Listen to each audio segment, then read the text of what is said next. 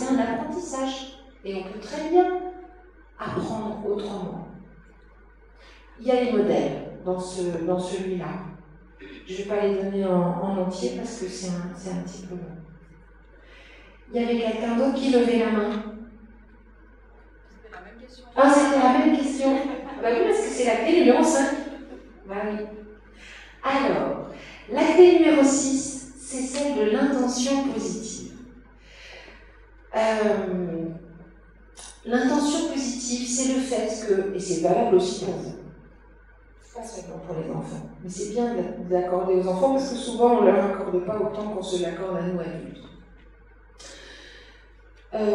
Tout comportement, si indésirable soit-il, est toujours mu par une intention positive. Toujours.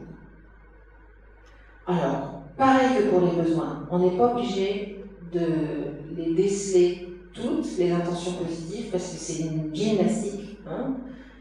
Je vais vous en donner des exemples après. Mais rien que le fait de savoir et de dire « je ne sais pas pourquoi il fait ça, mais je sais qu'il y a une intention positive. Hein. » Par exemple, un enfant qui demande à faire pipi 5 ou 6 fois le soir avant d'aller dormir. Qui se relève pour aller faire pipi, puis boire un verre d'eau, puis faire pipi, puis boire un verre d'eau, etc. Alors, si on lui dit « ouais, tu fais ça pour pas aller te coucher », on est à côté de la plaque. Parce que c'est pas une intention positive. C'est pas une intention positive. Tu fais ça pour pas aller te coucher. Tu fais ça parce que tu as envie de venir regarder la télé pendant que nous, on regarde la télé. D'accord ? C'est pas une intention positive, mais il y a une intention positive. Toujours. Toujours, toujours. Et accorder à l'enfant que et il ne la connaît pas forcément, l'intention positive, parce que parfois elle est inconsciente. Ou parfois, même si on lui demande pourquoi tu fais ça, il va dire ben, j'ai soif, j'ai envie de faire pipi. Et si on lui dit c'est pas vrai, tu fais exprès, tu dis ça, mais en fait t'as pas envie, alors non seulement on lui accorde pas l'intention positive, mais en plus on lui apprend à mentir. Parce que, clé numéro 5, quand on soupçonne un enfant de mentir, on lui apprend à mentir puisqu'on induit dans son inconscient et dans son cerveau que mentir c'est une option. Donc c'est comme ça que les enfants apprennent à mentir. La plupart des enfants apprennent à mentir parce que les adultes ne les croient pas quand ils parlent. C'est comme ça qu'ils apprennent à mentir. Bon, la deuxième chose, ils apprennent à mentir pour se protéger. Ça, c'est autre chose. Quand ils ont peur. Quand ils savent que quelque chose de dangereux, de violent va arriver s'ils disent la vérité. D'accord ? Mais c'est pas pour nous manipuler, par exemple. Les enfants qui manipulent et qui apprennent à manipuler, ils manipulent, ils apprennent à manipuler parce qu'ils ont été manipulés. Pas parce qu'ils veulent nous manipuler. D'accord ? Ça, c'est la clé numéro 1. Toutes les clés s'enchaînent comme ça. Et toutes les situations peuvent être... on peut décliner toutes les clés dans chaque situation. Elles se vérifient dans chaque situation. Si on colle des étiquettes sur les enfants et si on dit parce que il fait, par exemple, il fait des bêtises, alors il fait tout le temps des bêtises. Il est pas sage, ou alors il est lent, il est distrait. On utilise le verbe être sur quelque chose qui ne va pas avec le verbe être. Parce que lent, c'est pas qui je suis, c'est comment je fais. Être distrait, c'est pas qui je suis, c'est comment je fais dans tel contexte.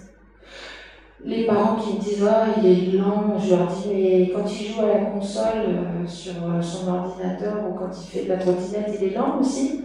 Non, donc il n'est pas lent. C'est seulement dans certaines circonstances. Alors les gens disent, bon alors qu'est-ce qu'on dit? On dit, on recontextualise, on dit, dans telle circonstance, il prend, on applique des filtres de Socrate, il faut que ça soit vrai, utile et bienfaisant. Dans telle circonstance, par exemple, les enseignants qui disent « il est lent ». Moi je dis aux parents, demandez à l'enseignant de vous donner un exemple qui soit une observation et pas une interprétation, et qui ne soit pas un jugement. Aujourd'hui, je vais donner tel exercice, et dans telle circonstance, il a pris 5 minutes, là où une majorité d'enfants met moins de 2 minutes, par exemple. D'accord ? C'est autrement plus utile et plus bénéfique qu'il est lent. Non ? Et bien c'est pareil pour vous dans les situations de la vie quotidienne. Essayez. Alors, c'est pas facile sur le coup, quand on est dans le... Et quand vous prenez le temps de la réflexion, quand vous vous dites « voilà, que ça s'est pas bien passé ce truc-là, pourquoi ça s'est pas bien passé ?» Prenez le temps de la réflexion, vous examinez à la lumière des 10 clés et vous allez trouver l'explication. Alors l'explication c'est rarement pourquoi, parce que le pourquoi c'est une question très compliquée. C'est la question de l'analyse, de la psychanalyse, etc. Et c'est de la psychologie, tout ça. C'est pas de l'éducation efficace. Pourquoi? C'est une question à laquelle les enfants savent vraiment pas répondre. Déjà les adultes ont beaucoup de mal à répondre. Donc quand vous faites un questionnement, et c'est la clé numéro 6 aussi, quand vous explorez quelque chose, commencez pas par dire pourquoi. Pourquoi tu pleures? D'accord? Dites, qu'est-ce qui se passe? Qu'est-ce que tu ressens? Qu'est-ce que tu as vu? Qu'est-ce que tu as entendu? Qu'est-ce que tu as compris? Tu as pensé quoi? D'accord? Pourquoi tu pleures? C'est une question vraiment... Il y a des gens qui font 10 ans de psychanalyse et ils n'arrivent pas à répondre. Et ils sont ruinés en plus à la fin. La clé numéro 7, c'est aucune violence n'est éducative. Il y a un terme qui dit violence éducative ordinaire, on dit les VEO, ça c'est un nouveau terme issu de l'éducation bienveillante. Chaque fois, j'écris violence dite éducative, parce que ça me hérisse, je ne peux pas supporter le mot éducative à côté de violence.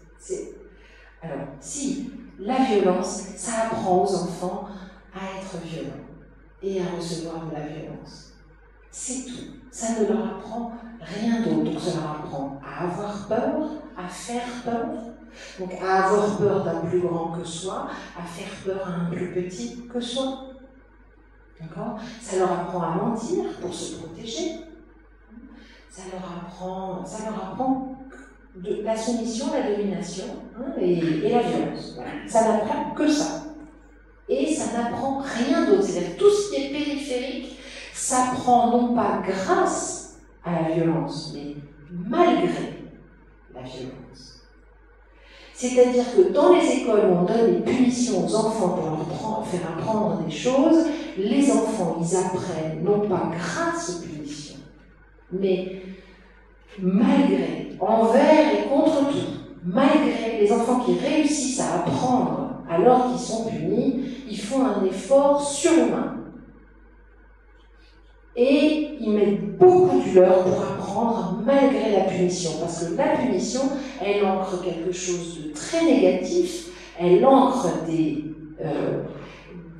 réactions sensorielles négatives, qu'on appelle des ancrages, qui vont associer tout ce qui va être appris autour de la punition à des choses négatives que le cerveau rejette et donc qu'il refoule. Parce que tout ce qui est violent provoque un réflexe de rejet par la mémoire. En fait, ça part par la mémoire inconsciente, ça rentre dans la mémoire du corps et ça sort du cortex. Donc, on n'apprend rien. Et ça, c'est vraiment, je voudrais vraiment que les enseignants, tous les enseignants, absolument tous, entendent ça, parce que c'est inefficace, vraiment inefficace. Et quand j'entends, oui, je vais répondre. Quand je parle de punition, je parle non seulement des punitions, je parle des châtiments corporels évidemment, mais ça c'est pas ce qu'on appelle les violences dites éducatives ordinaires, c'est la maltraitance. Ça évidemment, c'est évident qu'en plus ça fait des lésions dans le cerveau et des choses très graves. Mais je parle aussi de toute action coercitive, tout ce qui va faire à l'enfant quelque chose par force et sans consentement. Tout ce qu'on obtient d'un enfant sans son consentement est inefficace. En tout cas, beaucoup, beaucoup moins efficace qu'avec son consentement. Puisqu'on parlait d'excellence tout à l'heure. Donc il va apprendre malgré ça, pas grâce à ça. Il y a des exemples dans la clé numéro 7 de tout ce qui est violent et peut-être qu'il y aura des choses qui vont vous surprendre, c'est des choses dont on ne s'imagine pas que c'est violent, comme par exemple les récompenses. Les récompenses, c'est violent parce que la récompense, c'est la menace d'une promesse. C'est-à-dire que si on n'est pas récompensé, on est puni en fait, par l'absence de récompense. Donc quand on est récompensé, on est avec une épée de Damoclès au-dessus de la tête de ne pas avoir la récompense. Et d'ailleurs, les parents qui fonctionnent à la récompense, ils se rendent compte que, en plus, c'est addictif. Ça crée de la dopamine, beaucoup. Et les enfants qui sont conditionnés à la récompense, ils sont très facilement addicts aux ordinateurs et aux jeux sur Internet qui fonctionnent avec la dopamine. Et les enfants qui sont conditionnés à la récompense, il faut toujours en promettre plus. Parce que ça ne suffit pas. Au bout d'un moment, ça ne suffit plus. Il y a une vraie accoutumance à la récompense, et là où on récompensait par un petit truc, on doit donner 2 petits trucs, jusqu'à ce que ça soit plus efficace. Et donner plus, jusqu'à ce qu'on se rende compte que finalement, c'est vraiment quelque chose de toxique. Bon, j'explique en détail dans le livre, là je résume. Vous vouliez poser une question? Oui, j'ai été confrontée à une scène que j'ai pas l'habitude de ma fille aînée de 6 ans. Elle a pris les lunettes de sa petite sœur de 3 ans et elle les a cassées en 2. Oui. Et comment, dans ces cas-là, c'est quoi l'alternative à la punition? Enfin, on lui a fait comprendre que c'était super mal, que sa sœur elle pouvait plus voir et tout ça, mais... La première question déjà, c'est est-ce qu'elle l'a fait exprès? Oui, elle les a arrachées de sa tête. Et après, vous lui avez demandé si elle l'avait fait exprès? Oui. Oui, et elle vous a dit oui, je l'ai fait exprès? Au début pas, parce qu'elle a dit qu'elle était tombée dessus, mais moi j'ai vu la scène. Puis sa sœur, bien sûr, elle a raconté la scène, et après la concert a reconnu qu'effectivement, elle les avait pris pour les casser. Après, voilà, c'était une journée difficile, voilà, elle n'a pas réussi à me dire pourquoi, j'ai pas cherché. Ouais. Mais dans ces cas-là, le premier réflexe qu'on a eu avec mon conjoint, c'était de pouvoir lui faire repayer les lunettes avec son argent, ou de. Enfin, c'est quoi les alternatives? L'argent, à 6 ans? Son argent qu'elle reçoit à Noël, ou des sous pour le manège. Mais... ouais, enfin. Mais ça coûte des lunettes? C'est trop cher. Mais elle a compris qu'elle fait quelque chose de mal. Mais elle n'avait pas besoin que vous lui disiez ça pour le comprendre. Je suis sûre qu'au moment où les lunettes ont fait clac, elle a fait waouh, qu'est-ce que j'ai fait? Et si à ce moment-là vous aviez été en empathie, vous lui aviez dit oh, là, tu dois te sentir vraiment mal d'avoir fait ça. Je le vois, ça se voit. C'est pour ça que tu m'as menti. C'est pour ça que tu m'as dit que tu étais tombée dessus. Parce que vraiment, tu dois avoir honte de ce que tu as fait. Mais pauvre chérie, c'est tellement difficile pour toi, cette expérience-là que tu as faite. Qu'est-ce qui s'est passé? Tu es en colère? Qu'est-ce qui s'est passé? Puis elle va vous raconter ce qui s'est passé avant. Parce que si véritablement elle a pris les lunettes dans une pulsion et qu'elle les a cassées, elle ne voulait pas les casser, elle a fait exprès pour casser les lunettes pour que sa sœur elle ne voit plus. Ça c'est sûr et certain, on va dire ça, c'est sûr. Mais à ce moment-là, il y a quelque chose, il y a une pulsion qui est venue, et comment est-ce que, dans le contexte, vous avez dit c'était une journée difficile, etc., comment vous auriez pu l'aider à anticiper anticiper, sans regretter le passé, mais si vous voulez lui apprendre quelque chose, hein, puisque la punition, elle a pour but de réparer et d'apprendre, hein, lui apprendre qu'en faisant ça, elle s'est elle-même infligée une émotion hyper négative. Elle a été violente, donc elle est honteuse, elle a eu peur de se faire disputer, enfin, il y a tout ça autour. Et comment est-ce qu'on peut décortiquer cette situation pour que ça ne se reproduise pas? Pour que dans une situation d'impuissance, c'est souvent ça qui génère la violence, hein, d'impuissance vis-à-vis de sa petite sœur, peut-être de trop de promiscuité, peut-être de disputes qui n'ont pas été gérées. Il y en a eu plusieurs, puis celle-là c'était l'ultime dispute. Comment est-ce qu'on va faire tous ensemble? Quand il y a un enfant qui fait une bêtise dans une famille, dans une fratrie, et a fortiori quand il est violent et qu'il a frappé quelqu'un, il y a deux victimes. Celui qui s'est fait frapper et celui qui a frappé. Et on se met tous autour pour constater ça, pour constater les dégâts. Oh là là là, c'est un accident. Boum, boum, on ne dit pas qui c'est qui est en tort et on ne fait pas l'arbitrage, pas tout de suite, pas comme ça. Même quand il y en a un qui est en tort juridiquement, enfin je veux dire, c'est pas comme ça que ça se passe. C'est un accident, il y a deux victimes. Donc tout ce qui est annexe, tu vas leur payer, etc. Tout ce qui vise à lui faire comprendre qu'elle a fait quelque chose de mal, c'est inutile et inefficace. Elle le sait. Je suis sûre que vous l'avez vu dans ses yeux. Elle devait tellement mal d'avoir fait ça. Elle vous a tellement... elle n'arrivait même pas à vous le dire. D'accord? Vous avez dû lui arracher de la bouche pour qu'elle puisse vous dire si, je l'ai fait exprès. Et après, si vous voulez vraiment qu'elle répare, ce qui est tout à fait, c'est très bien, moi je trouve, de réparer, mais jamais en imposant quoi que ce soit. Jamais. Qu'est-ce que tu proposes? Est-ce que tu aurais envie de réparer? Parce que réparer, ça va te faire du bien à toi. Ça ne fait pas du bien à la victime, hein, réparer. Réparer, quand la victime accepte qu'il y ait réparation, c'est un cadeau qu'elle fait à la personne qui a été violente. D'accord? Réparer, ça fait du bien à la personne.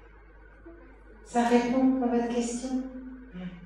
Ceci étant dit, je dis vraiment pas, je fais pas culpabiliser, je sais que ces réflexes-là, je comprends la réaction, mais c'est bien d'en parler, c'est bien d'avoir des bouquins comme ça et d'avoir des échanges comme ça, parce que je suis sûre que ça vous fait du bien à vous, là, ce que je suis en train de vous dire aussi. Parce que vous vous dites, mais la prochaine fois, je ne vais pas vivre une horreur pareille, je ne vais pas faire ça, je ne vais pas lui dire, tu vas rembourser les lunettes avec ton argent du manège. C'est des punitions, souvent on n'arrive même pas à... Et en plus, bien sûr, on les dit, c'est des menaces, ça reste toujours des menaces, puis finalement on les oublie, donc en plus c'est encore plus inefficace. Bon, mais c'est mieux de ne pas les mettre de toute façon. Ouais. Bon, sur la clé numéro 16, excusez-moi. Ah oui, pardon. Oui, c'était pour savoir quelle réaction avoir quand notre enfant nous frappe ou voilà, dans des moments de crise, de colère. Comment le contenir, comment le faire revenir un petit peu. Quel âge? Il a 3 ans et demi. Il y a des moments où c'est assez simple parce qu'on lui parle de quelque chose et puis ça va le passionner. Et, oh, regarde, un rayon de pompier. Ah non, je veux ça. Ça, c'est de la manipulation mentale, par exemple. Mais c'est vrai que quand il commence à craquer un peu, qu'il est fatigué, voilà, ouais. On sait que voilà, il est au bout de ses pieds. Et moi, la seule chose qui vraiment j'ai trouvé qui marchait, c'était de le prendre dans mes bras, d'essayer de lui faire un câlin, voilà. Il veut bien?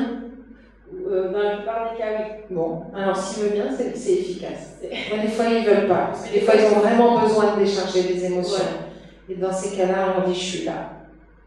Je suis là. Je ne me laisse pas taper, je ne me laisse pas faire mal. Mais, et on lui explique ce qui se passe en lui.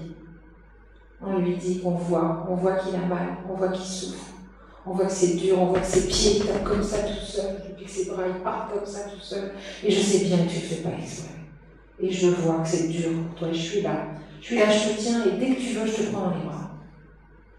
Donc il faut être rassurant avant tout, en fait. Ah ouais. Ouais, parce qu'en plus, il panique. Parce que c'est vrai que c'est le cerveau qui fait ça. Il panique, vous les voyez, il tape et en même temps, il a le visage. Ils disent, mais qu'est-ce qui m'arrive? Surtout qu'on leur dit qu'il ne faut pas taper et tout. Donc ils sont vraiment... Et qu'en plus, la plupart du temps, ils n'ont pas ça. C'est des décharges émotionnelles à 3 ans. 3 ans, 4 ans. Après, les enfants qui tapent plus âgés, il faut s'interroger de savoir qui les tape. Vraiment, il faut s'interroger de savoir d'où elle sort, cette violence-là. Souvent, il y a du harcèlement derrière. Du harcèlement ou de la violence dite éducative, mais en général, quand les parents qui me posent la question, c'est des parents qui ne sont pas violents. Donc du coup, je dis, allez voir du côté des copains, grands frères, grandes sœurs, grands-parents. Ou... Je sais plus ou moins d'où ça vient. Ouais. Je sais que le papa a fait des petites tapettes comme ça, des petites choses comme ça, et je lui ai toujours dit de se méfier parce que justement ça pouvait lui revenir aussi après. Non mais ça alors, à 3 ans, 2-3 ans, tous les enfants tapent même s'ils n'ont pas été tapés. Par réflexe. Hein, c'est le réflexe du prédateur et de la proie. Alors après, si on les retape, c'est sûr que ça devient un apprentissage. Si on tape un enfant qui tape, on lui dit « Olé, vas-y, c'est bien, c'est ça qu'on fait. » Nous, c'est ça qu'on fait chez nous. Et donc, il apprend, il va continuer à le faire. Mais si on ne le tape pas et qu'on lui explique ce qui se passe, etc., petit à petit, il va dépasser. Il y a beaucoup de mamans, en particulier des mamans, mais ça arrive aussi avec des papas, mais c'est souvent des mamans qui se font culpabiliser, qui se laissent culpabiliser par des intervenants de garderie, enfin alors donc nounou ou maîtresse de maternelle, ou enfin des gens qui gardent les enfants ou leurs propres parents, parce que les gens disent mais avec moi il est sage, hein, c'est seulement quand t'es là hein, qu'il fait ça. Seulement quand t'es là. Il y a 5 minutes il était tranquille, t'arrives, il saute partout, mais qu'est-ce que c'est que ça? Et la maman elle dit ah bah oui c'est parce que moi je suis pas assez ceci, je suis trop cela, etc. Mais pas du tout. En fait, les enfants, ils se lâchent, les tensions se lâchent complètement quand la figure d'attachement principale arrive. D'accord? Et ça veut juste dire que vous êtes une figure d'attachement parfaite et qu'il fait ça parce qu'enfin, il sait que là, il peut être qui il est et faire ce dont il a besoin. Ça veut dire que pendant toute une journée, son cerveau analyse la situation comme « je ne suis pas complètement en sécurité ». Donc je suis potentiellement sous la menace d'un danger. Donc ce que font les petits fans quand leur maman n'est pas là, ils se mettent comme ça et ils attendent que ça passe. Et bien c'est pareil. C'est toujours pareil. Nous sommes des animaux. Il faut vraiment rester. On n'est pas des fans, mais on est des primates. Je rebondis sur ce que vous dites de la décharge émotionnelle avec la... Attendez un peu, pour que tout le monde entende votre question, parce que moi j'entends, mais... Oui, ce que vous disiez avec la décharge émotionnelle, quand la figure d'attachement est là, c'est exactement ce que je vis maintenant avec ma fille qui a bientôt 7 ans. Ma question, c'est, moi, ça me provoque une certaine peur et angoisse pour, on va dire, l'avenir, dans le sens où je me dis, mais justement, ce danger qu'elle ressent pendant sa journée, cette tension qu'elle accumule, comment l'aider à... Il faut lui expliquer ce qu'elle ressent. Il faut lui expliquer. Il faut lui dire que vous comprenez, il faut lui expliquer qu'elle ressent ça et que c'est naturel de ressentir ça et qu'elle peut aussi changer ça en pensant autrement, en repérant. Alors ça, si à 7 ans elle fait encore ça, ça veut dire qu'elle a du mal à repérer des figures d'attachement secondaires. Parce que, en fait, ce qui se passe, par exemple, les enfants qui vont en crèche, ou chez un nounou, ou à l'école maternelle, au début ils pleurent et après ils s'habituent. Nous on dit ils s'habituent parce qu'ils s'habituent. En fait, ils ne s'habituent pas. Mais quand ils ont réussi à trouver une figure d'attachement, de remplacement, de transition, une figure d'attachement secondaire, alors ils peuvent ressentir de la confiance, etc. Mais s'il n'y en a pas, il faut peut-être sensibiliser aussi les adultes qui sont autour d'elle, parce que peut-être qu'elle a peut-être une sensibilité particulière à la menace, peut-être qu'elle est plus sensible à l'isolement, à l'angoisse de séparation, peut-être que vous aussi, ça vous fait... Puisque vous me dites, la première chose que vous me dites, c'est « je suis inquiète ». Alors, il faut que je dise un truc par rapport à cette histoire d'angoisse de séparation. Les figures d'attachement aussi, elles ressentent l'angoisse de séparation. Et ça aussi, il faut leur expliquer aux enfants. Il faut leur dire, c'est normal que toi, tu ressentes cette angoisse-là quand on va se séparer. C'est normal parce que c'est pas naturel de quitter sa maman quand on est petit comme ça. C'est beaucoup plus difficile de la quitter que de rester avec elle. Et moi aussi, je ressens ça. Et c'est difficile aussi pour moi. Mais c'est pas parce que c'est difficile qu'on va pas le faire. On va le faire quand même et on va s'organiser autour de ça pour le vivre pleinement, au moment de l'angoisse. Et puis, une fois que la séparation est faite, tu as le droit de pas d'être rassuré. Et tu as le droit d'être rassuré pour toi et tu as aussi le droit d'être rassuré pour moi. Parce que moi, je suis angoissée au moment où on se sépare, mais dès qu'on est séparés, ça va. Je suis bien, je suis en sécurité. Tu l'es et moi, je ne te mettrai pas dans un endroit si je savais que tu n'étais pas en sécurité là. Elle a 7 ans. 7 ans, on peut très bien comprendre ce que je viens de dire, vraiment. Depuis la scolaire, ma fille va à l'accueil extrascolaire qui est à l'extérieur de... C'est un accueil extrascolaire, pas au sein de l'école. Oui, voilà. C'est comme une garderie après l'école, Voilà. c'est ça? Mais je trouvais que c'était bien parce qu'ils étaient en petit comité, qu'ils étaient 2 heures, une fois dans la semaine à l'école. Donc ils sont... Quel âge elle a, votre fille? 5 ans. Et puis du coup, ils sont en moyenne une dizaine, 10, pas plus loin de 15. Et du coup, depuis qu'elle y va, elle n'aime pas y aller. Je ne peux pas aller lui dire, je sais que c'est bien pour toi. Ah ben non. Alors, je pourrais juste la sortir de là et trouver d'autres solutions, je sais pas, mais je n'aime pas pour l'instant. Alors, vous pouvez lui dire que c'est bien pour vous. Ça serait déjà bien de lui dire ça. Je peux pas, non, mais je veux dire, ça serait déjà bien de ne pas essayer de lui faire croire que c'est bien, qu'elle vous dit que c'est pas bien. D'accord.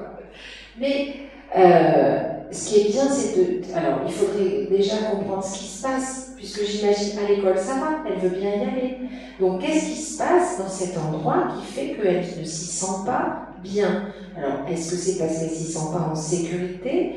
Est-ce que c'est parce que elle a associé, parce que c'est ce que depuis cette année et l'année dernière, après l'école, elle rentrait à la maison, c'est ça? Elle était toute la journée dans la même structure, jusqu'à l'année passée, elle a commencé l'école cet automne, donc l'année passée, elle était dans... C'est ça. Donc en fait, peut-être qu'elle est déçue quand elle sort de l'école et qu'elle doit encore se retaper 2 heures dans un espace clos et que c'est trop, simplement. C'est pas seulement... moi, j'ai pas dit c'est bien pour toi. Tout à l'heure, j'ai dit, je ne te mettrai pas dans un endroit où je soupçonnerais que tu sois pas en sécurité. Donc l'insécurité, c'est juste un sentiment, c'est ce que toi, tu ressens. Mais moi, je sais que tu es en sécurité. Mais ça suffit pas pour obtenir le consentement d'un enfant. Alors là, on est en train d'arriver à la clé numéro 9, puis la clé numéro 10. La clé numéro 10, elle dit, ne faites jamais rien sans le consentement de l'enfant. Donc il faut adapter les choses. Mais peut-être que vous pourriez commencer par lui demander ce qui se passe et qu'est-ce qu'il faudrait pour que ça soit agréable. Qu'est-ce qui est désagréable là-bas et qu'est-ce qu'il faudrait ajouter ou enlever pour que ça soit acceptable pour elle. Elle va peut-être vous dire, vous lui dites, si tu avais une baguette magique, tu ferais disparaître quoi et tu ferais apparaître quoi dans cet endroit-là. Elle va peut-être faire disparaître une personne, par exemple. Ou faire apparaître ou en faire apparaître d'autres. Peut-être que sa meilleure copine qui est à l'école, elle va pas à la garderie, par exemple. Ça, c'est un gros truc. C'est un truc difficile, par exemple. Et après, alors, quand vous dites, pour l'instant, j'ai pas d'autre solution, alors, je conçois bien que vous le pensiez vraiment, mais moi, je dis, on a toujours le choix. On a toujours le choix de trouver d'autres solutions. C'est une histoire de priorité, en fait. Je ne dis pas que c'est facile, hein, mais si votre petite fille, elle avait, je ne sais pas moi, si vous vous rendiez compte qu'elle n'est pas en sécurité et qu'elle revenait avec une jambe cassée, vous la mettriez plus là-bas et ça serait même pas un questionnement. Vous diriez même pas, j'ai pas trouvé, d'accord? Si elle voulait boire de l'eau de Javel, vous lui diriez non, d'accord? Donc, c'est pas une histoire de j'ai pas le choix. C'est une histoire de j'organise mes priorités. Moi, je juge pas les priorités des gens. Mais prenez bien conscience, parce que chaque fois qu'on justifie ses actes en disant je suis obligé, on est violent. Avec tout le monde. Nous, les humains, on a toujours le choix. Toujours. J'ai pas le choix, c'est la phrase bateau que disent tous les gens qui justifient des actes qui sont pas acceptables. J'ai été obligée. C'est comme je sais pas moi, les policiers qui donnent des grands coups de traque sur la tête des gens, ils disent j'ai été obligée, on m'a obligée. On m'a donné l'ordre, d'accord? Je ne compare pas, mais je dis ça pour que vous réfléchissiez à ça et que vous réfléchissiez tous à ça, parce que non seulement ça va faire du bien à vos enfants, mais ça va vous faire du bien à vous, parce qu'il n'y a rien de pire que de se dire je suis obligé, j'ai pas le choix. On a toujours le choix de changer ce qui dépend de soi. Et quand on dit j'ai pas le choix, c'est parce qu'on ne fait que regarder des trucs qu'on ne peut pas changer. Donc, accepter ce qu'on ne peut pas changer, parce que c'est perdre toute son énergie, et en général, donc, c'est ce qui dépend d'une autre personne, ce qui dépend du bon vouloir d'une autre personne, ce qui dépend de la loi, ce qui dépend de ça, on ne peut pas le changer, on est d'accord. Mais en fonction de ce qu'on ne peut pas changer, changer tout ce qui est en son pouvoir, ce qui est de sa responsabilité, donc ce qui dépend de soi. Donc, ce qu'on dit, ce qu'on pense, dépend de soi. Ce que l'on dit dépend de soi, et ce que l'on fait dépend de soi. C'est fait déjà un sacré levier de pouvoir. Bonne question. Si la question c'est est-ce que je dois écouter mon cœur, quelle que soit la question, la réponse est oui.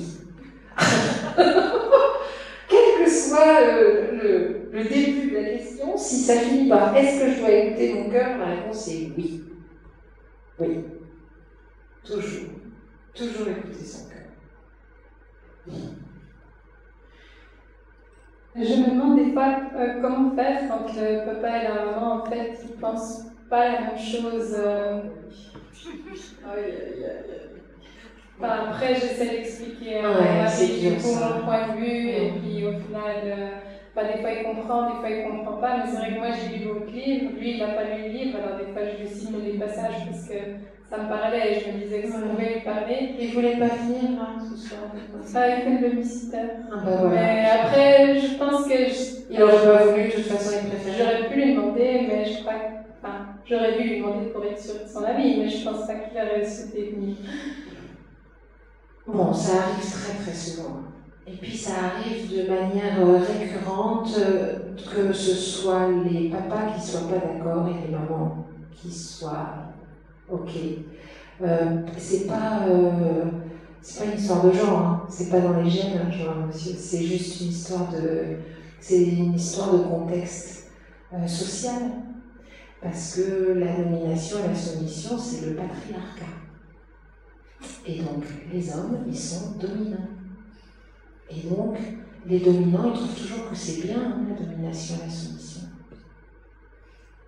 Bah ouais. Plus on est dominant et plus on trouve que c'est bien. le système de la domination et de la soumission. Regardez les dictateurs, ils trouvent que c'est super bien l'obéissance.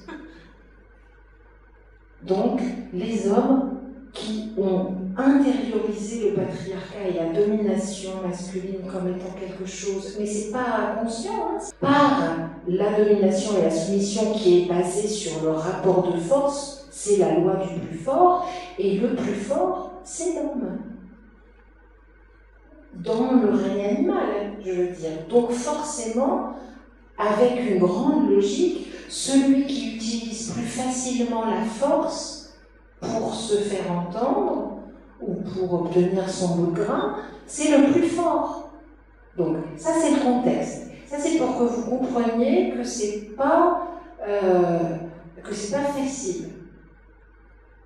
C'est pas facile pour les dominants non plus. Après, il y a ceux qui revendiquent, qui disent non mais moi je suis pas d'accord parce que c'est mieux de punir, c'est comme ça qu'on fait des hommes et des femmes, etc.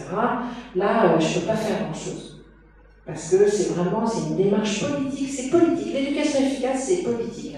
Mon but, moi, dans la vie, c'est de changer le monde. Je ne sais pas si vous vous en rendez compte, mais moi, mon but, c'est changer le monde, changer l'éducation pour que les enfants, ils n'intériorisent plus la violence et que cette violence dont notre monde est en train d'imploser, cette violence dans tous les domaines, y compris dans le domaine de ce qu'on inflige à l'environnement, etc., et du respect des uns des autres, que ça s'arrête, parce que ça s'arrêtera seulement quand on mettra en place l'égalité entre les adultes et les enfants. C'est ça le but. Et pour ça, je veux bien mettre tous les moyens. Donc, je fais tout pour que les parents acceptent de faire ça et que ça soit mieux pour eux. Donc, pourquoi je dis ça? Parce que c'est comme ça que vous allez réussir, non pas à le convaincre, parce que vous imaginez, dans convaincre, il y a vaincre, et comme on est dans le rapport de force, ça ne marchera pas vu que c'est lui le plus fort. Donc, il ne faut pas vouloir le convaincre, mais il faut pouvoir lui donner du pouvoir éducatif qui fasse que il obtienne mieux que ce qu'il obtient maintenant avec la force, en n'utilisant pas la force. C'est ça l'éducation efficace. Moi, mon but, c'est de donner aux parents des outils, des techniques et des modèles qui leur permettent de penser, de dire et de faire que la non-violence, ça soit plus facile et meilleur et plus gratifiant pour eux-mêmes, d'abord pour eux-mêmes, et qu'ils obtiennent 10 fois mieux qu'en étant violents. Et qu'ils soient contents d'eux et que ça soit super. Et c'est ça qui se passe dans les ateliers, etc. Et dans mon groupe, les gens, ils appliquent les trucs, puis après ils viennent, ils disent « Ah, j'ai fait ce que vous aviez conseillé, mais c'est trop bien, mais ça marche bien. » Et les crises, c'est fini, et maintenant il dort. Ça fait 2 ans qu'il dormait pas la nuit. D'accord?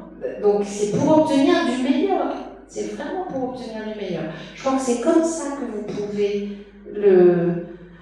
Et faites en sorte que ça soit facile. C'est-à-dire, vous dites, moi j'ai lu les bouquins, lui il n'a pas lu les bouquins. Racontez-lui. Si pour vous c'est bien intégré, que pour lui c'est déjà un effort de lire le bouquin, racontez-lui ou faites-lui un petit peu la lecture ou organisez le visionnage en commun d'une vidéo. Je fais des vidéos qui font moins de 10 minutes sur des thèmes. Les vidéos conseils, là il y en a 8. Il y en aura encore dès que j'aurai le temps d'en faire d'autres, mais des vidéos à thème. Et ça, vraiment, c'est dans le respect de tout le monde. C'est-à-dire, moi je dis jamais ni à un père ni à une mère de ce qu'ils doivent faire, ce qui n'est pas bien, etc. C'est pas comme ça. Je leur dis, vous voulez obtenir ça, je vais vous dire comment vous pouvez faire pour l'obtenir le mieux possible. Donc partez des situations, partez pas de la discussion politique, c'est-à-dire toi et moi on n'est pas d'accord, parce que l'éducation efficace c'est pas une opinion, c'est une méthode d'application des théories de la bienveillance éducative. Ça se discute pas. C'est-à-dire, si quelqu'un me dit oui, mais moi, l'éducation efficace, j'en veux pas parce que moi, ce que je veux, c'est qu'on continue à avoir des dominants et des dominés et des gens qui commandent et d'autres qui obéissent. Et je trouve que c'est très bien comme ça parce que sinon, c'est l'anarchie, etc. Je vais pas essayer de le convaincre de faire une éducation efficace. Mais il se trouve qu'il y a quand même une majorité de parents qui se rendent vraiment compte à quel point c'est douloureux pour eux-mêmes, ça. Parce que c'est contre nature. C'est pour ça que je parle tout le temps de la nature et de l'animalité. Parce que tout ça, c'est contre nature. L'être humain, c'est le seul animal qui fait du mal à ses petits pour lui apprendre quelque chose. Hein. Il n'y a aucun animal dans le règne animal de tous les temps qui fasse ça. Hein. C'est une déviance de la nature. C'est pas quelque chose de naturel. Hein. J'ai mon grand qui a 2 ans et demi, et puis le petit dernier qui a 4 mois et quelques jours. Et puis donc ils ont une relation vraiment super ensemble. Et ouais, on parle les regards et compagnie. Mais tous les jours, le grand, il va pas pouvoir s'empêcher de soit lui tirer une petite claque, ou lui tirer le bras, ou lui tordre le pied, ou pas méchamment, en rigolant. Puis ben, souvent, alors j'essaie de pas m'énerver, en tout cas pas de le taper, c'est sûr. Et puis bah, si je lui demande par exemple, mais qu'est-ce que ça t'apporte de faire ça, pourquoi, enfin, qu'est-ce que tu ressens qui te fait faire ça, il dit, ben, parce que j'ai envie de faire ça. Oui, mais ça lui fait mal. Oui, mais j'ai envie de lui faire mal. Comment réagir à ça en soi? Et ma maman les a gardés pour la première fois les 2 ensemble toute la journée la semaine passée. Et bien sûr qu'il ne s'est pas empêché de nouveau lui jouer des tours. Et puis indirectement, elle a dit dans le moment, ça m'a fait tellement mal au cœur parce que le petit, bien sûr, il a pleuré. Vraiment, il était surpris. Et elle lui a donné comme une petite tape au grand, alors pas méchant, elle ne voulait pas le taper ou quoi que ce soit. Et il a beaucoup pleuré, il était vraiment surpris de ça. Elle ne voulait pas le taper, mais elle avait envie de lui faire mal. Alors je crois qu'elle était tellement surprise, c'est parti direct. D'ailleurs, elle a dit, je me suis excusée. Oui, mais c'est pas grave, je m'en voulais. Ouais. Et en fait, la journée s'est passée super bien, alors que moi, ça se passe 10 fois dans la journée où il tombe. Alors, je vais expliquer ce que c'est. Alors, 2 ans et demi, 4 mois, incompatibles. C'est pas possible, ils n'ont pas les mêmes besoins et ils ne sont pas au même niveau. Donc, il peut jouer 3 minutes en votre présence, mais on ne les laisse pas tout seuls au point, enfin tout seul, c'est-à-dire on ne les laisse pas en interaction jusqu'à ce que ça devienne tellement pénible en fait pour le grand parce qu'il s'ennuie. Parce que le petit, à 4 mois, c'est comme un jouet. Les petits primates, ils font ça. Ils attrapent les petits, ils attrapent les bébés, puis ils les lancent comme ça. Mais oui! Donc, si vous ne voulez pas qu'il fasse ça, ne le laissez pas faire. Et ne le culpabilisez pas en lui demandant pourquoi, etc. C'est juste parce qu'il joue. C'est une manière de communiquer, il ne sait pas communiquer. Alors, le petit, il ne parle pas, donc il a tous les moyens de communication que le grand a appris. Ils ne sont pas compatibles avec la communication avec le petit, sauf les bisous et les câlins. Donc il fait des bisous et des câlins, il en fait sûrement jusqu'à un moment où les bisous et les câlins, ça l'énerve et puis il met des claques. Parce qu'il est dans l'excitation du jeu. Ça suffit pas, les bisous et les câlins, et puis... Voilà. Mais c'est plutôt, il joue par exemple au salon, le petit il est dans un relax ou n'importe, dans son maison, enfin dans son parc ou je sais pas quoi, il joue, tout d'un coup il se lève, tac, et pas il va le mettre oui, il va continuer quoi, comme si c'était genre je vais boire un coup d'eau quoi. Oui, c'est une manière de communiquer. C'est une manière de communiquer, et d'ailleurs, les petits qui n'ont pas de petits frères, ils font ça avec leurs parents. Ils se lèvent, ils viennent, et puis ils piquent un coup de pied, par exemple. C'est une manière de communiquer pour les enfants préverbaux. Même s'il parle déjà à 2 ans et demi, il n'a pas suffisamment de mots et suffisamment de conscience pour pouvoir exprimer quelque chose. D'accord ? Donc, il est en train de jouer, et puis d'un seul coup, ça l'ennuie, il s'embête, il pense à son petit frère, tiens, hop, il va, et paf. C'est comme s'il disait salut. Et c'est pareil pour... il ferait ça avec vous s'il n'y avait pas de petit frère. Donc, à vous d'anticiper, c'est-à-dire que vous allez remarquer que c'est rythmé, c'est toujours, c'est un rythme, c'est-à-dire, il joue et puis ça dure, souvent c'est des séquences, hein, ça dure, c'est 10-15 minutes à 2 ans, et encore, 10 minutes de jeu tout seul, et à un moment il se lève et il vient. D'accord? Donc à vous de ne pas le laisser tout seul avec lui-même et d'intervenir avant que ça arrive pour lui proposer de jouer autrement, de faire autre chose, etc. Et quand ça arrive, pour le faire évoluer, pour le faire avancer, il faut lui expliquer ce qui se passe. Il ne faut pas lui demander ce qui se passe à lui, parce que lui, il ne sait pas ce qui se passe. C'est à vous de lui expliquer ce qui se passe.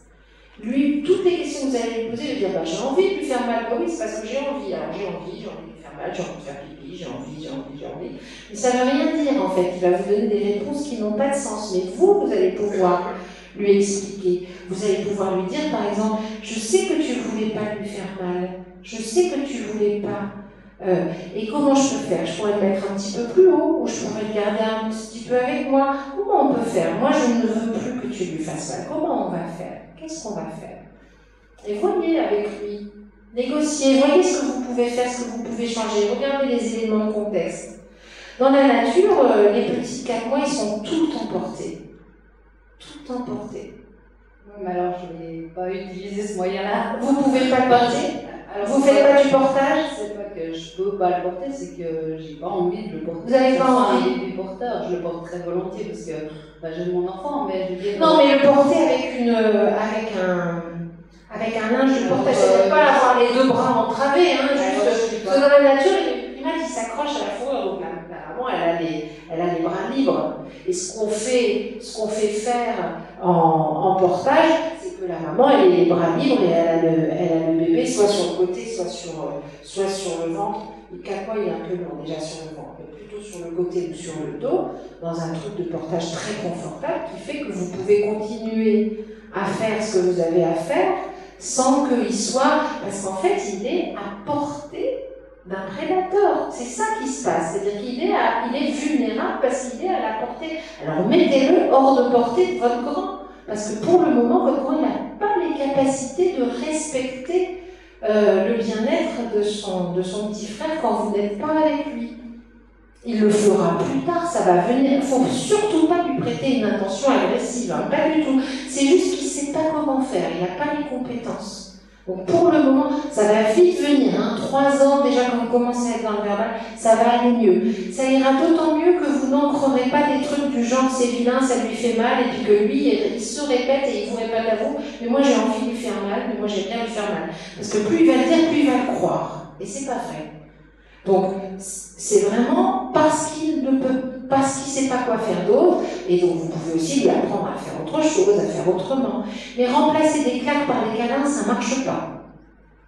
Ça, c'est un truc qu'il faut savoir, parce que je sais qu'il y a, je sais plus quelle grande prêtresse de la bienveillance qui dit que quand un enfant tape, on lui dit mais non, regarde, ta main ne veut pas me taper, elle veut me caresser, etc. Mais non, un enfant qui tape, il faut lui proposer autre chose, mais qui soit dynamique. C'est-à-dire, quand il tape, c'est pas parce qu'il veut un câlin. Les enfants, ils tapent parce qu'ils s'ennuient, ou ils ont des charges émotionnelles, ou ils tapent pas parce que c'est une manière de communiquer, mais c'est pas le moment du câlin. Donc, ne lui proposez pas de faire une caresse à son petit frère au moment où il est en train de le taper.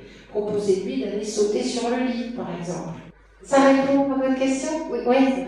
Merci. Moi, c'est par rapport au sommeil de mon fils. Il a 3 ans et demi, bientôt 4. Il est grand frère depuis 5 mois. Il dort super bien jusqu'à ses 18 mois. Ensuite, on sait que c'est une phase où il dort un peu moins bien. Mais là, ça fait bien 2 mois qu'il se réveille toutes les nuits. En tout cas, 1 à 2 fois par nuit. Alors, soit il dit qu'il veut un câlin, soit il dit qu'il... Quel âge? Il a bientôt 4 ans. J'ai pas entendu. Bientôt 4 ans. Ah oui, d'accord. Ah oui, donc c'est pas l'âge. Alors, c'est quoi le contexte? Qu'est-ce qui a changé? Qu'est-ce qui est... Bon, il est grand frère depuis 5 mois. Oui. C'est là que ça a changé? Un petit peu après, quand même. Un petit peu après? Ouais. Il dort tout seul dans sa chambre et vous dormez avec le bébé? Non, jamais. Je n'ai jamais pris le bébé. Donc le bébé, il dort où? Dans sa chambre. Et chacun. Et alors, il se réveille la nuit, le bébé? Maintenant plus. Donc, quand le petit a fait ses nuits, c'est le grand qui a commencé à se réveiller. D'accord, donc c'est autre chose. Et il dit qu'il a peur? Il dit que des fois il n'est pas bien dans son lit, ou des fois il dit. Ouais, il y a un peu toujours des autres excuses. D'accord, mais ça tombe bien parce que c'est la clé numéro 9, ça. Parce que dans la clé numéro 9, il y a tous les trucs qui concernent le sommeil.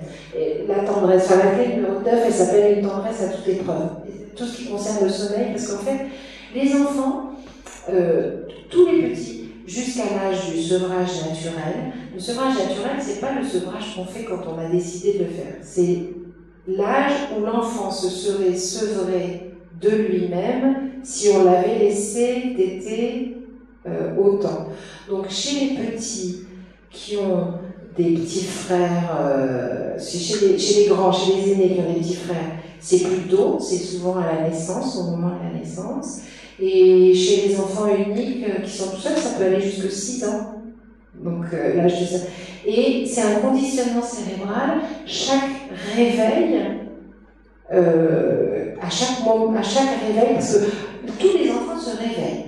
Quand on dit qu'un enfant ne se réveille pas la nuit, ça veut juste dire qu'il s'est réveillé et qu'il s'est rendormi sans vous réveiller. D'accord? Tous les enfants se réveillent, alors quand ils sont tout bébés, c'est 2 à 3 fois par nuit, et à 4 ans jusqu'à 5 ans, c'est 1 fois par nuit, à peu près. Là, ce qui se passe, c'est qu'il ne sait pas quoi faire. Il se réveille, et au lieu de se rendormir comme c'était avant, comme il est vif d'esprit et que sûrement il se réveille, il ne sait pas quoi faire. D'accord? Il ne sait pas quoi faire qui lui apporte de la satisfaction, donc il faut lui expliquer ce qu'il peut faire quand il se réveille. Donc il faut négocier avec lui pour voir ce qu'il pourrait faire, ça dépend de la configuration de votre maison, de votre appartement.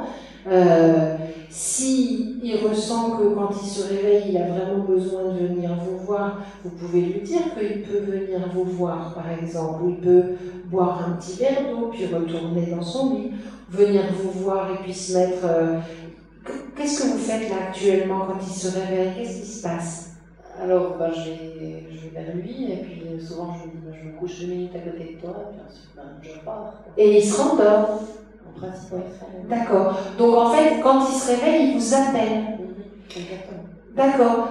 Il ne peut pas se lever et venir vous voir? Il peut, mais il ne l'a jamais fait. Eh bien, il faut lui apprendre pour que ça ne soit pas vous qui soyez obligés et que ça soit plus tranquille pour vous. À vous de voir. Avec nous. Le but, c'est quoi? J'aimerais pas qu'il dorme avec nous, quoi. Enfin, j'aimerais pas, parce que je dormirais pas après. Non, ben non. Si vous voulez pas, s'il n'y a pas de place dans votre lit, mettez-lui un matelas par terre. Si par exemple il veut dormir à côté de vous la fin de la nuit, ça va pas durer jusqu'à 14 ans, hein? D'accord? Non, mais je vous assure, hein. Moi, c'est à vous de faire ce que je disais tout à l'heure. Faites ce qui est en votre pouvoir, ce que vous pouvez changer. Il y a un truc qui est sûr et certain, c'est que vous ne pouvez pas l'empêcher de se réveiller. Ça, c'est sûr et certain. Après, une fois qu'il est réveillé, vous ne pouvez pas l'empêcher de vous appeler, sauf si vous lui proposez quelque chose de plus efficace. Parce que quand il vous appelle, déjà, il faut qu'il attende que vous vous réveillez, il appelle, souvent il est obligé de crier plus fort, et puis tout ça, donc déjà c'est contrariant pour vous, pour lui. Peut-être que si vous lui proposez un petit parcours, t'as qu'à venir, et puis, mais surtout tu ne me réveilles pas, tu me prends par la main, puis tu te mets sur le matelas là par terre, et puis c'est comme vous voulez, hein, si vous préférez ça. Sinon, de quoi tu as besoin? Il va vous dire, moi j'ai besoin de toi pour me rendormir. Donc, soit tu viens avec moi, mais ça c'est ce que vous faites maintenant, soit je me rendors avec toi, mais toi tu te réveilles pas. C'est un moment à passer. Ça va passer, hein? D'accord? Plus vous allez crisper, c'est comme ça, je ne sais pas ce qui s'est passé, mais sûrement. Alors après, vous pouvez aussi discuter avec lui à quoi il pense quand il se réveille. Si jamais il dit qu'il a peur, par exemple. Bon, des fois il dit qu'il a peur. Des fois il dit qu'il a peur, et de quoi il a peur? Il dit j'ai peur, je ne veux pas rester tout seul. Ouais. Je veux venir dans le lit à maman. Alors, j'ai peur, je ne veux pas rester tout seul. il a une peluche, un toutou. D'accord, c'est pas tout seul. Donc, souvent, demandez-lui, parce qu'il a 4 ans, à quoi tu penses? Qu'est-ce qui te fait peur? Tu veux pas rester tout seul? Pourquoi? Alors que tu es avec ton doudou, à quoi tu penses? Il va vous le dire. À tous les coups, il y a un truc.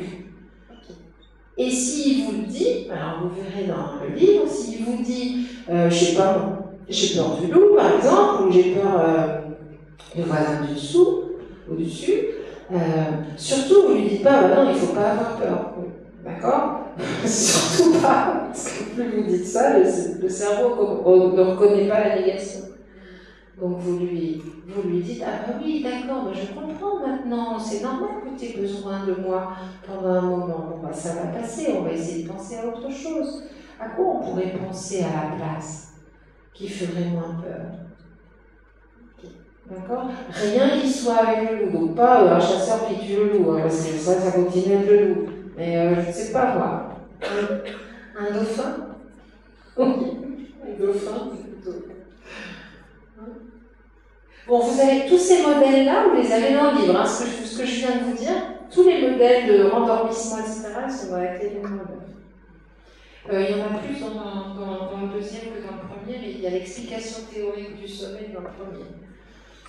Moi, je vais vous poser la question sur la contradiction. Alors, moi, avec ma fille et moi, c'est assez un grand combat, parce qu'elle est toujours à me contredire sur tout. Et puis, du coup, on pensait bien qu'après, c'est un petit peu chaud bouillant entre les deux. Parce que vous jouez à qui est-ce qui a raison. Alors, je veux bien, mais... Vous gagnez? J'ai l'impression plutôt qu'elle essaie des fois de m'éduquer beaucoup plus qu'autre chose. C'est ça. C'est à 5 ans, elle est déjà un peu. Ouais. Alors, ce qu'elle fait, elle a appris à le faire. Donc, elle se met en concurrence avec vous parce que vous vous mettez en concurrence avec elle. Mais vous n'êtes pas au même niveau. Mais vous voulez lui montrer que vous n'êtes pas au même niveau, en fait, c'est ça? Vous lui dire, mais c'est pas à toi de m'apprendre la vie, hein. Moi je suis grand, hein, quand même. C'est un peu ça. Oui. Ben ouais, mais si vous faites ça, en fait, vous vous mettez à son niveau. D'accord? Donc, si vous voulez que ça s'arrête, d'abord apaisez-vous, apaisez votre ego qui dit, mais moi je sais quand même pourquoi elle fait ça, etc. Et moi je suis le père, c'est quand même à moi. Et accordez-lui l'intention positive. Donc ne vous dites pas, elle essaie de m'éduquer, elle me prend pour qui, etc. Mais dites-vous juste, elle fait du mieux qu'elle peut, elle imite quelqu'un, alors elle imite peut-être la maîtresse qui fait ça. Hein? Oui, vous savez, les enfants, ça c'est une perte de lunettes. D'accord? Peut-être qu'elle imite la maîtresse, peut-être qu'elle vous imite vous quand vous faites quelque chose avec elle, etc. Elle fait avec vous comme vous faites avec elle. Donc elle fait du mieux qu'elle peut, mais vous, ce qui va créer l'enjeu, là, le challenge un peu du rapport de force, c'est parce que vous pensez qu'elle remet en question votre toute-puissance, votre autorité, etc. Sortez de ça. Sortez complètement ça, ne vous mettez pas en concurrence avec elle. Donnez-moi un exemple, je vais vous dire. Donnez-moi un exemple de ce qu'elle a dit récemment et où vous vous êtes switchés là tous les deux. Dites-moi. Il y en a tellement, c'est très... Allez, choisissez un qui vous a vraiment énervé. Si je lui dis qu'elle vienne vers moi, ou bien qu'il ne faut pas faire cette bêtise-là, mais en lui donnant l'explication du pourquoi, du comment, elle va quand même... Non, donnez-moi un exemple qui s'est vraiment passé. Vous lui avez dit quoi? Elle ne devait pas faire quoi? Et c'était quoi l'explication du pourquoi, du comment? Comme si je voyais un film et que vous étiez en train que je pouvais visionner. Racontez-moi ce qui s'est passé. Pour que je comprenne, parce que sinon je ne peux pas vous aider. Mais ouais, il y a... Je sais pas, par exemple, le matin, on déjeune, et puis elle veut faire sa tartine toute seule. Oui. C'est vrai qu'avec moi, moi je l'espère. Si elle n'y arrive pas, je lui aide volontiers, elle va me demander de l'aide. Lui, il n'accepte pas, il va directement prendre l'assiette, le pain, et puis faire... D'accord. Et alors, à ce moment-là, elle dit quoi? Et vous lui dites, je fais ça parce que je ne veux pas que tu en mettes partout, par exemple, c'est ça? Ouais, non. Et alors, qu'est-ce qu'elle vous répond? Par exemple, elle lui dit, mais moi je sais faire. D'accord. Ok. Et alors, ça vous énerve? Ouais, d'accord. Alors, est-ce que vous pourriez juste... en fait, le truc, c'est que sûrement vous avez peur pour elle. Vous avez peur qu'elle se coupe avec le couteau? C'est ça? Vous avez peur qu'elle se fasse mal ou qu'elle fasse mal quelque chose? Elle doit bien apprendre aussi. Donc, ouais. C'est dur. Ouais. Vous voyez là ce qui se passe? Ouais.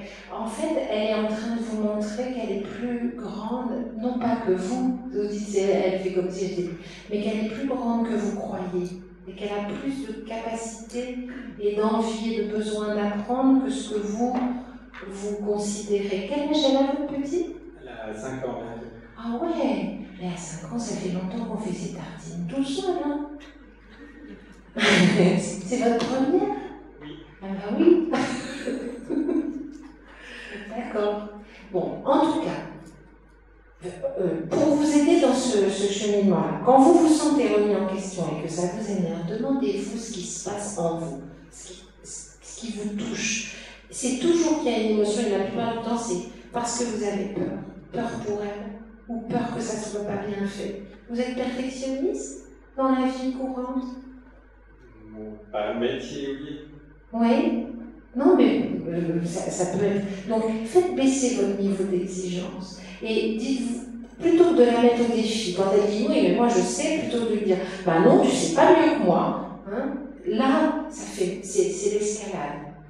Faites baisser la pression en disant « d'accord, on peut essayer, mais je reste à côté. Est-ce que tu veux bien que je reste à côté ?» Et exprimez votre besoin. Dites-lui que vous avez peur.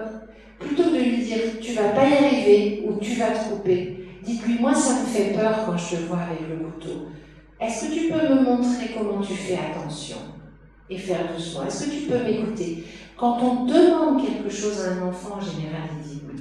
Quand on lui demande vraiment, pas quand une demande c'est un ordre déguisé, parce que vous dites vas-y donne-moi le truc, ça c'est pas une demande, hein, c'est un ordre. Une demande c'est quelque chose, c'est une question à laquelle on peut répondre oui ou non.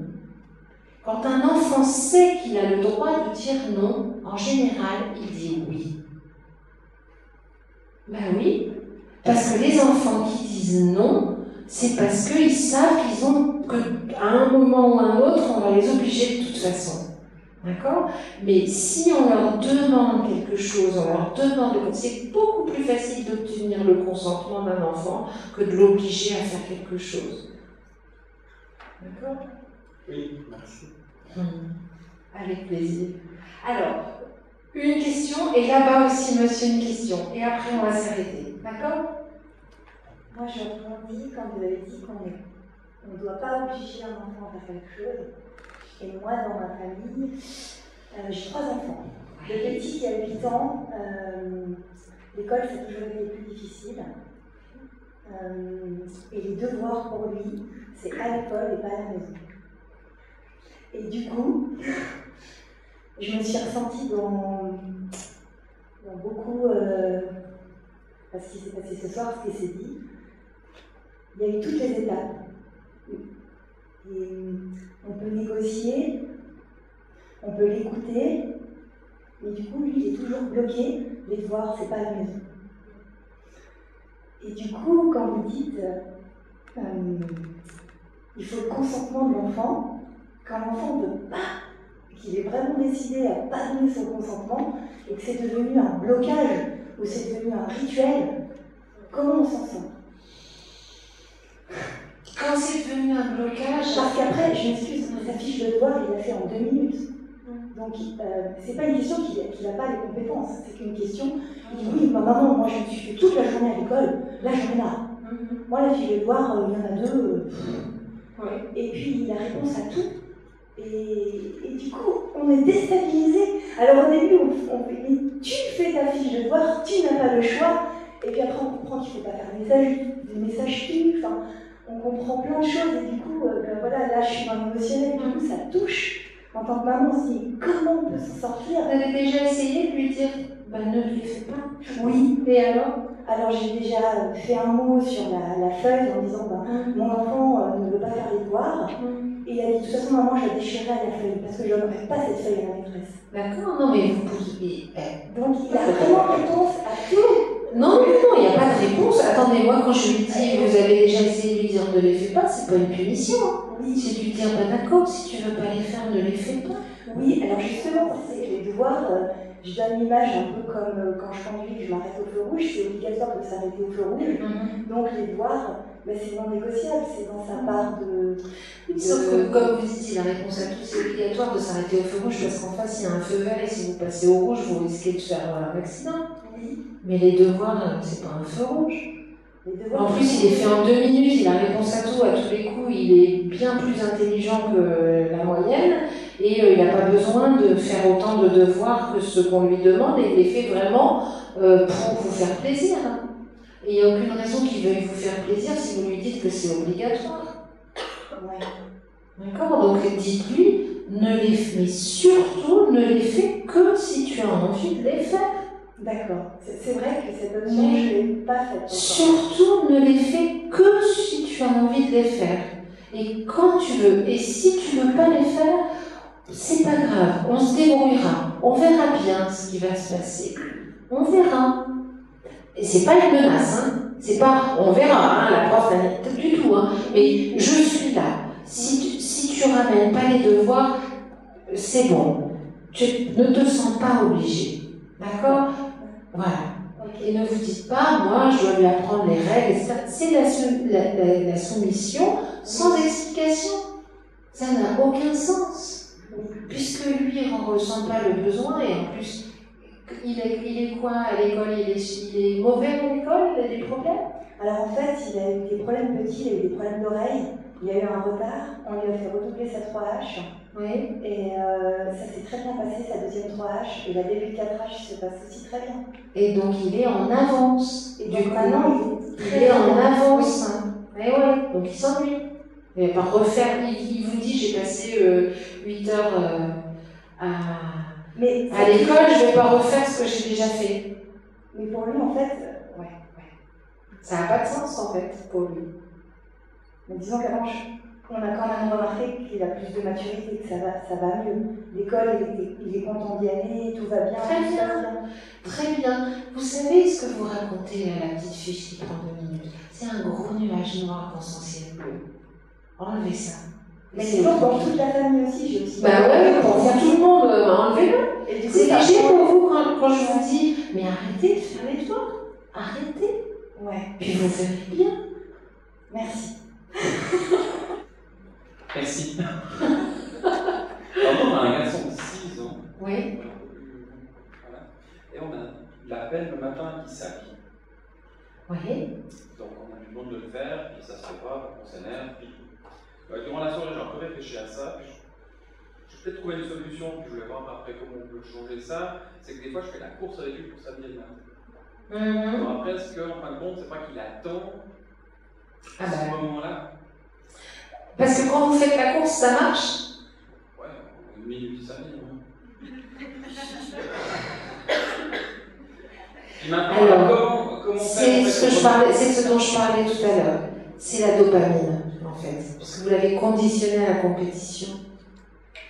Et donc, c'est la dopamine qui le fait fonctionner. Et quand il n'y en a pas, c'est comme la récompense. Quand il n'y en a pas, on obtient pire que quand il n'y en avait pas avant.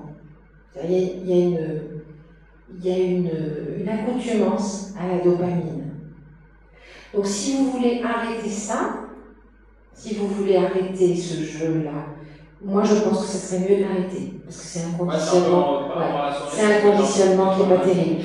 Mais il ne faut pas l'arrêter d'un seul coup. D'abord, il faut en parler avec lui, il faut lui expliquer ça, que vous savez, il faut lui expliquer que vous avez compris qu'en fait, il attend de vous que vous jouiez avec lui à la compétition, etc.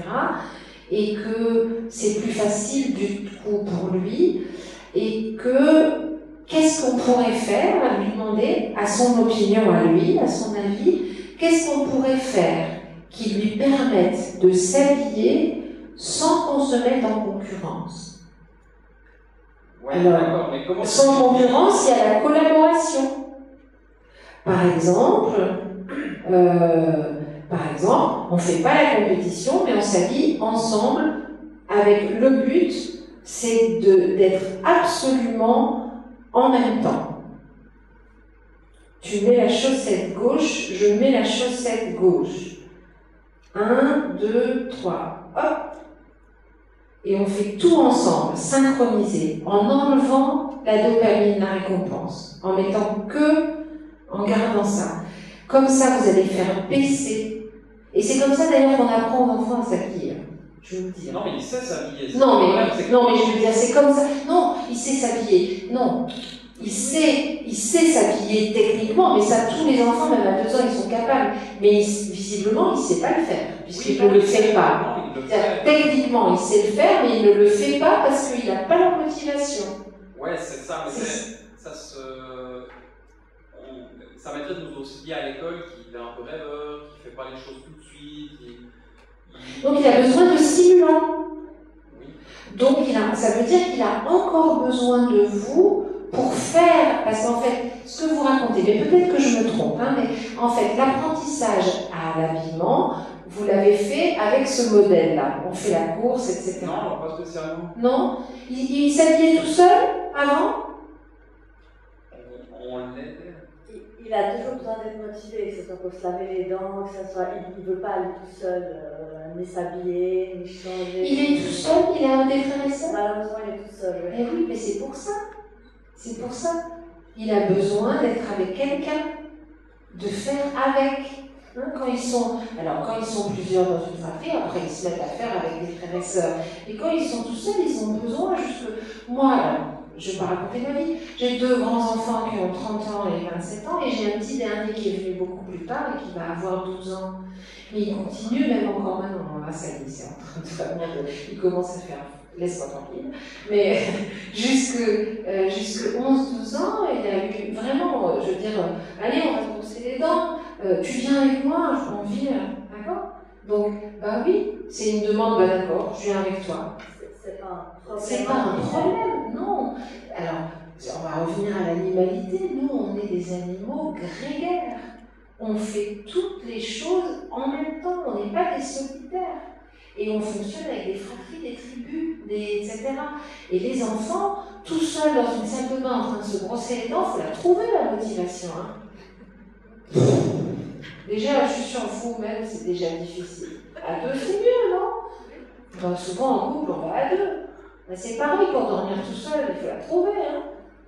Et ouais, donc ils disent allez, on chie, vous êtes tous les 2, puis moi je suis tout seul. Ben, logique, vraiment logique.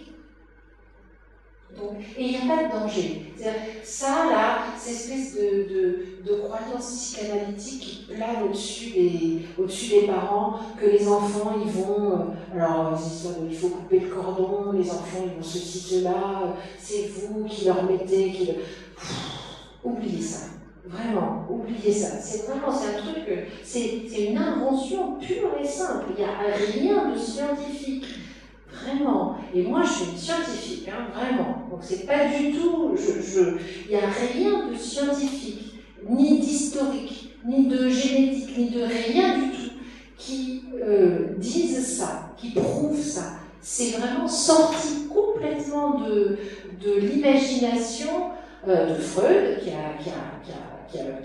a essaimé partout des croyances qui sont des pures croyances. C'est du dogme. Vraiment, c'est un dogme, on dit, l'histoire du complexe d'Oedipe, par exemple, c'est n'importe quoi, mais vraiment n'importe quoi, ça n'existe pas. Ça n'existe pas dans la nature, et ça n'existe pas, et on l'enseigne encore à l'université, etc. Hein. Voilà. Alors, en plus, c'est profondément sexiste, enfin, je veux dire, c'est vraiment, c'est du grand n'importe quoi. Et nous, c'est tellement ancré, parce que c'est dans la doxa, on en parle tout le temps, on le dit dans le langage courant, on dit ces choses-là dans le langage courant, on l'entend à la radio, on l'entend à la télévision, etc. Et on a des gens qui viennent de dire des choses du genre, ah ben oui, les enfants, ils ont besoin d'un cadre, ils ont vraiment besoin d'autorité, mais prouvez-le.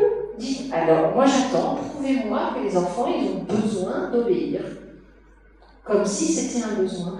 Dans la nature, il y a personne, aucun animal qui fait quoi que ce soit par obéissance. Ils font les choses par nécessité. Et par plein de trucs, il y a plein de choses. Bon, on n'est pas que des animaux, on peut aussi. Mais ce qui fait le dogme psychanalytique, c'est surtout le patriarcat. C'est-à-dire, c'est une vision politique du monde. Voilà, bref, tout ça pour dire que n'ayez pas peur, c'est pas parce qu'il a encore besoin de se brosser les dents de quelqu'un. Alors, la maîtresse dit il est un peu rêveur, etc. Les enfants qui sont tout seuls, moi le petit dernier, là, il est hyper rêveur, mais c'est parce qu'il a beaucoup appris à jouer tout seul, à jouer avec sa tête. Donc il est dans son imaginaire, etc. Quand ils sont à deux, ils jouent, ils sont plus physiques, etc. Mais quand ils sont tout seuls, ils s'inventent des trucs, ils regardent un truc à la télé, puis après ils jouent tout seuls à avoir un copain. Puis des fois ils ont des copains imaginaires aussi, mais ils savent très bien. Et des parents disent vous croyez que c'est des hallucinations? Mais non, c'est pas ça. C'est pas ça, c'est juste qu'ils s'inventent des choses dont ils ont besoin, et ils savent très bien, c'est comme les gâteaux à la terre, hein, ils ne mangent pas. Ils les fabriquent, mais ils ne mangent pas. Hein? Ça répond à votre question? Bon, on va s'arrêter, d'accord? Parce que il est 22h. Voilà. Et qu'on a encore un petit peu de temps pour discuter pendant les dédicaces, si vous souhaitez que je dédicace les livres. Merci beaucoup d'être venu. Merci. Bonne soirée.